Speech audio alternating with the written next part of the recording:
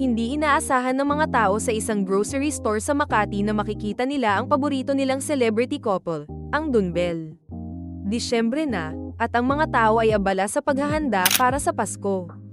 Pero sa isang hindi pangkaraniwang pagkakataon, isang fan ang nahuli ang magkasintahan, sina Donnie at Belle, na namimili lang ng kanilang mga pang-grocery para sa Noche Buena.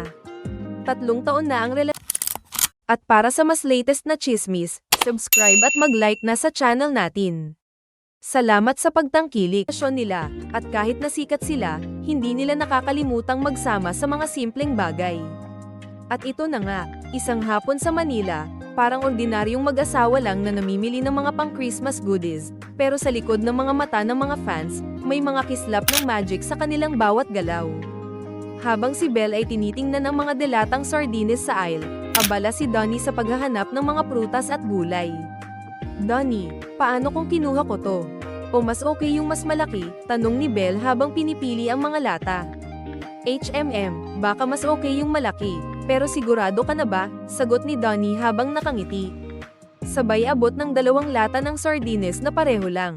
Minsan, kahit sa mga maliliit na bagay, ramdam mo ang magic ng kanilang relasyon, walang stress, walang intriga, puro tawa at love.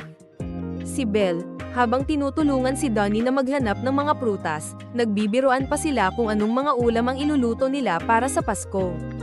At ito na nga, nang malapit na silang matapos, biglang lumapit si Mara, isang estudyante, at nang makita ang magkasintahan, hindi na siya nakapagpigil. Excuse po, Donnie and Belle, pwede po bang magpa-selfie? Tanong niya, ang boses ay puno ng excitement. Tumigil saglit si Donnie at Belle at nagtanungan, parang nag-uusap kung okay lang bang magpakuha ng picture. Okay lang po, sagot ni Donnie, sabay abot kay Belle ng cellphone ng fan para sila ang kumuha ng selfie. Walang anuman, dagdag pa ni Belle na may malaking ngiti sa mukha. Habang ang fan ay tuwang-tuwa, nagpatuloy lang ang magkasintahan sa kanilang simpleng pag-shopping. Walang kaalam-alam si Donnie at Belle na ang simpleng mga sandaling iyon ay magiging viral na.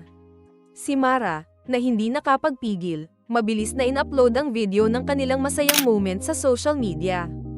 Agad itong kumalat, sobrang cute nila. Kahit sa grocery, ramdam na ramdam ang love nila, mga comments ng fans na nagpakita ng suporta sa Dunbel. At ang pinakamagandang bahagi, habang ang mga tao ay nagkakaroon ng kilig sa social media, Donnie at Belle ay nagpatuloy lang sa kanilang Pasko, tinutulungan ang isa't isa sa mga mahahabang pila, nagbabalak kung anong putaheng lutuin, at nagbibiroan sa bawat kanto ng grocery store. Para kay Mara, na naging saksi sa walang ka-pressure-pressure na love story ng Dunbel, isang malaking paalala ito na sa kabila ng fame, hindi mo kailangang magtago. Sa simpleng mga pagkakataon, doon mo mas nararamdaman ang tunay na pagmamahal sa isang grocery store sa gitna ng abalang Manila. Donnie at Belle, kahit sa pinaka-ordinaryong araw, naging espesyal ang Pasko. Hindi kailangan ng malalaking event o mamahaling regalo. Ang mga simpleng sandali ng pagmamahal, tulad ng grocery shopping sa Manila, ay sapat na para magbigay ng kilig at saya sa mga puso ng fans. Belle. At para sa mas latest na chismis, subscribe at mag-like na sa channel natin. Salamat sa pagtangkilik. Masigasig na pinipili ang mga delatang sardines para sa kanilang mga paboritong ulam sa Noche Buena, tinitingnan ng mga lata, at nagdadalawang isip kung alin ang mas malaki o mas mura. Donnie, paano kung kinuha ko to? O mas okay yung mas malaki?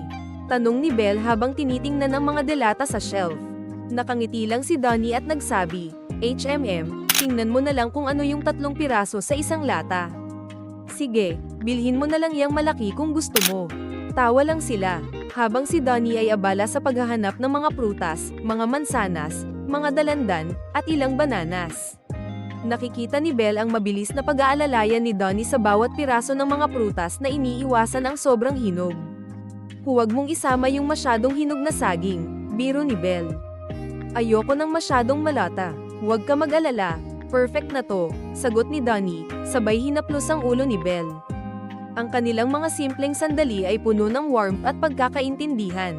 Walang pressure, walang artifice, at kahit nasikat sila, ang mga ganitong araw ay tumatak sa kanilang puso, isang moment na para lang sa kanila, isang normal na Pasko tulad ng iba.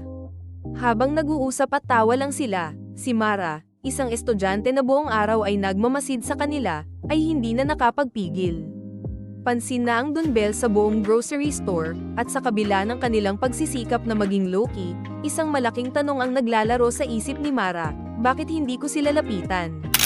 Hindi ko alam kung kailan pa ako magkakaroon ng pagkakataon na makita sila ng personal. Tuldok, puno ng excitement si Mara, kaya nilapitan niya ang magkasintahan. Excuse po, Donnie and Belle, pwede po bang magpa-selfie? Tanong niya ng magalang, ngunit kita ang kilig sa kanyang boses. Sa hindi inaasahang pagkakataon, tumigil si Donnie at Belle at nagtinginan, nag-iisip kung okay lang bang magpakuha ng picture, pero sa tingin ng bawat isa, hindi nila kayang tanggihan ng isang fan. Sagot ni Donnie na may ngiti sa mukha. Si Belle naman, sabay abot ng cellphone ni Mara para sila na mismo ang kumuha ng selfie. Ayan, kilig na to, sabi ni Belle habang tinulungan ng fan na makuha ang perfect angle. Habang nangyayari ito, si Donnie at Belle ay nagpatuloy sa kanilang mga shopping habits, parang walang ibang tao sa paligid. Habang nagpapakuha ng picture si Mara, ang magkasintahan ay nagsimula na namang magbiro at magplanong magluto. Si Belle ay nagtanong, "Oh, anong ulam ang lulutuin natin sa Pasko? Masarap kaya yung lechon na yan?" Tawa si Donnie, "Dahil gusto mo ng lechon, sige na nga, pero ikaw na lang ang magpapasko."